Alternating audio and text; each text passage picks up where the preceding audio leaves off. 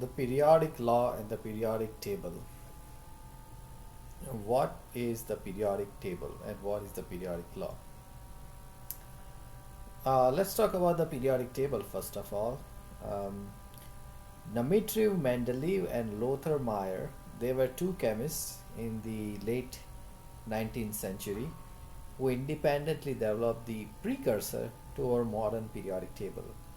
You go to any chemistry classroom and on the walls you will see a poster hanging, and more likely than not it will be the periodic table. And whether you took chemistry or not, whenever you see the periodic table you would immediately associate it with chemistry, and what it contains are the elements. Now, Dmitry Mendeleev, a Russian chemist, when he was working on the organization for the periodic table, he organized all the elements according to their atomic masses, from left to right according to the increase in their atomic mass. Today we don't use the atomic mass as the uh, main method by which we consecutively go from one element to the next. Rather, we use something called the atomic number, and we know what the atomic number is. We talked about it in a previous video. Atomic number is the number of protons, but it was already known in the late 19th century that the physical and chemical properties of the elements are periodic functions of their atomic numbers. And we have periods and groups on the periodic table. In a group, which is the vertical column, all the elements possess properties which are quite similar to each other's, while in a period going from left to right, the elements change from one form to the next and the next. While doing so, going from the left to the right, the properties that emerge all the way on the right are totally different from the properties found in an element on the left. It will all become very clear as we look at the elements on the periodic table here. So this periodic table has 118 elements. Elsewhere you may notice 119 elements and some even 120. That's the number of elements we have right now, but on average we are always adding more elements to the periodic table, one element per year. And the atomic number, as it increases, that tells you that the number of protons increases together with the number of neutrons also increasing, although they both don't have to be the same in number. But that makes the nucleus not very stable.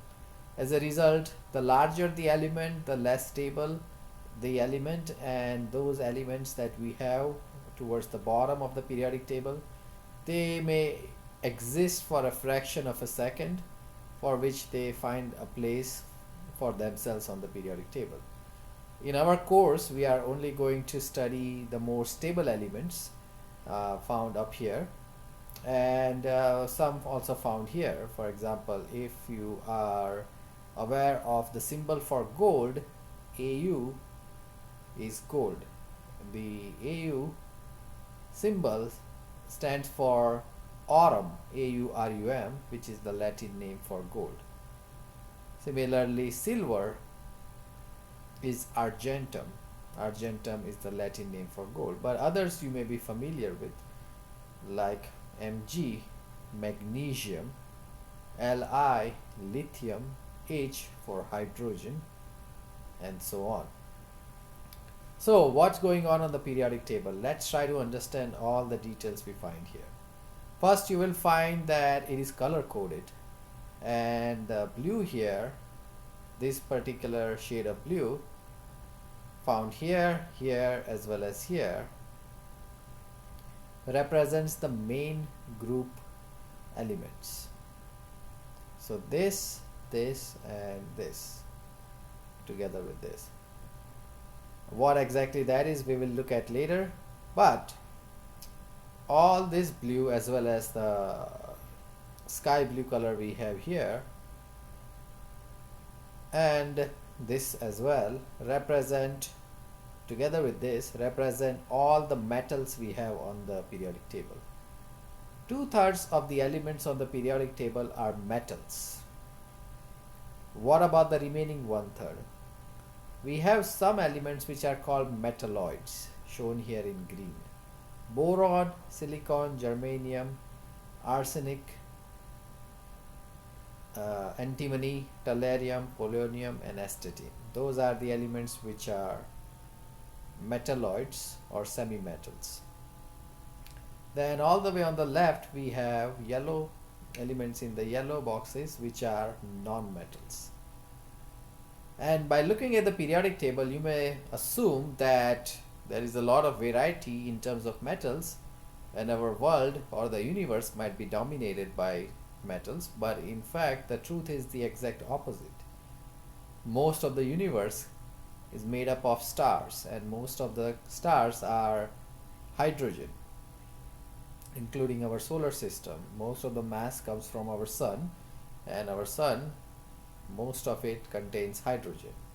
Then our planet Earth, 70% of it is made up of water, and water is a compound made by combining hydrogen, a non-metal shown in yellow, and oxygen.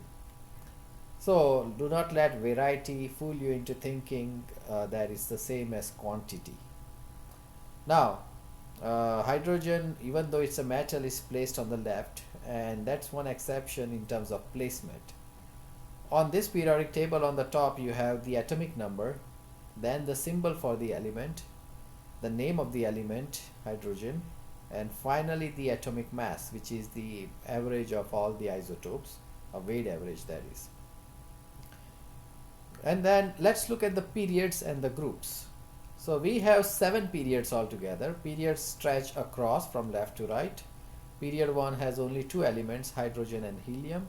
Then period 2 has 8 elements. Period 3 likewise has 8 elements. Period 4 has 10 here and 8, so 18 elements and so on. At period 6 and 7 we have a break.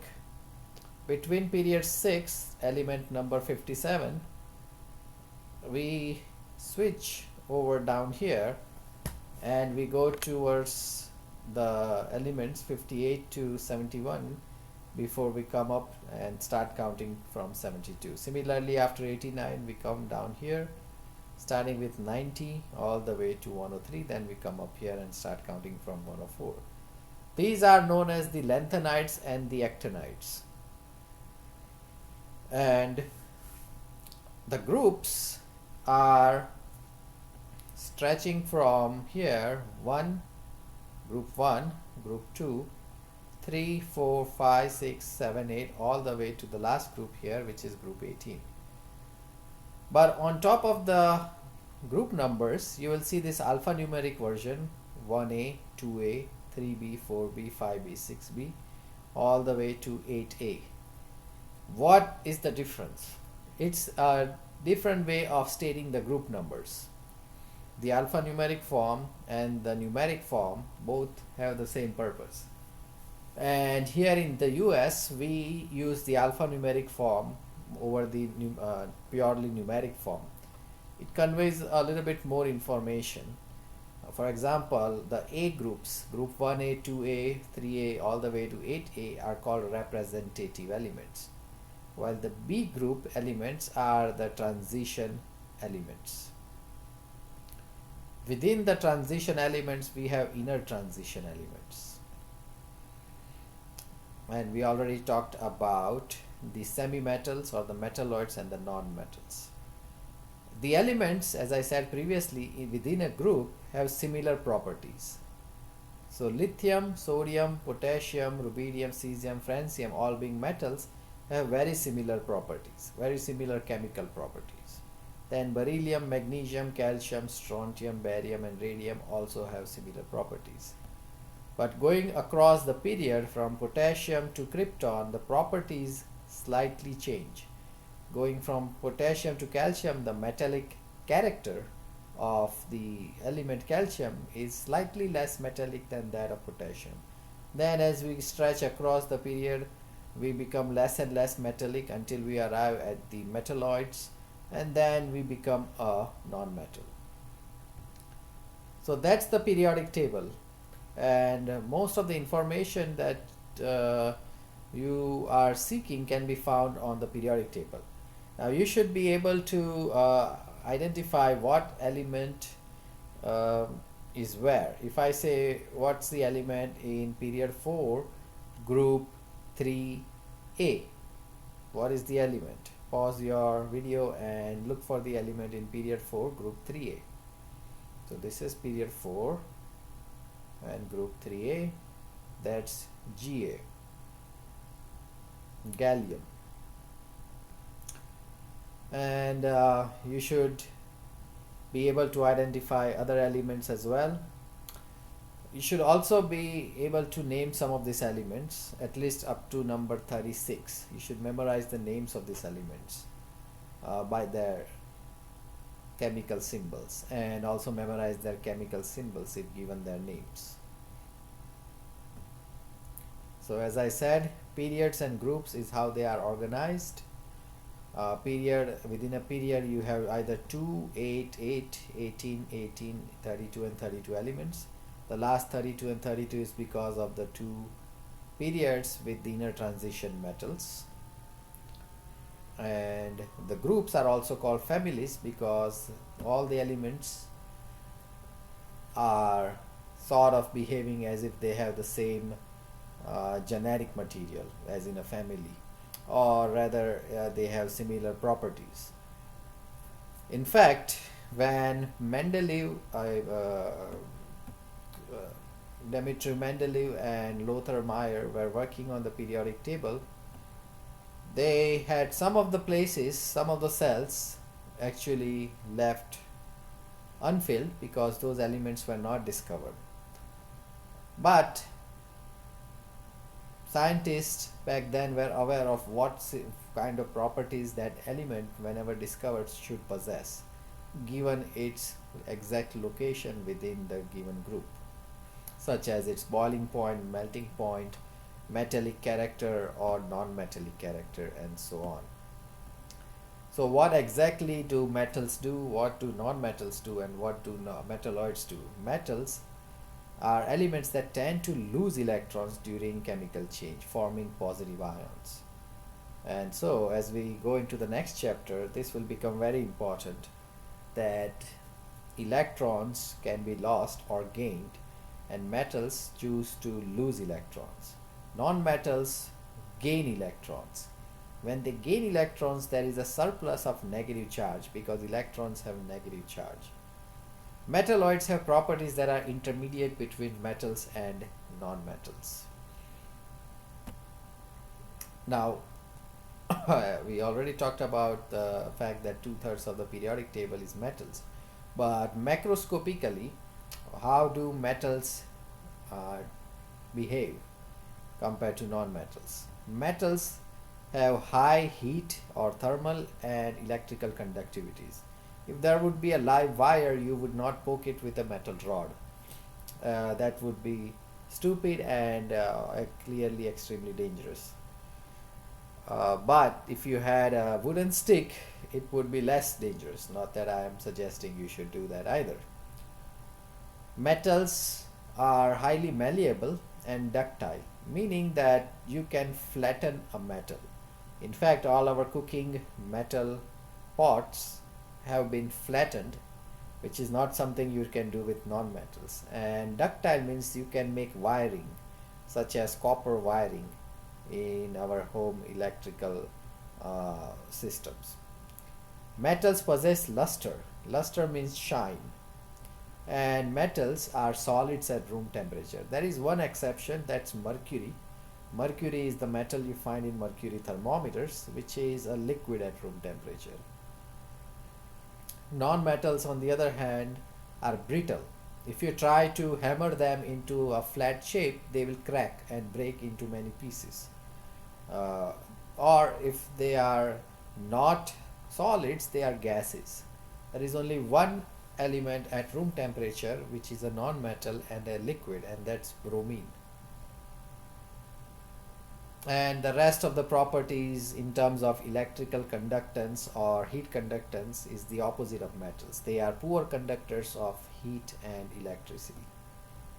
So that's your periodic table, and this is the information you see in a given in most of the periodic tables, although sometimes you may not find the actual name of the element on the periodic table, but the rest of the information you will definitely find.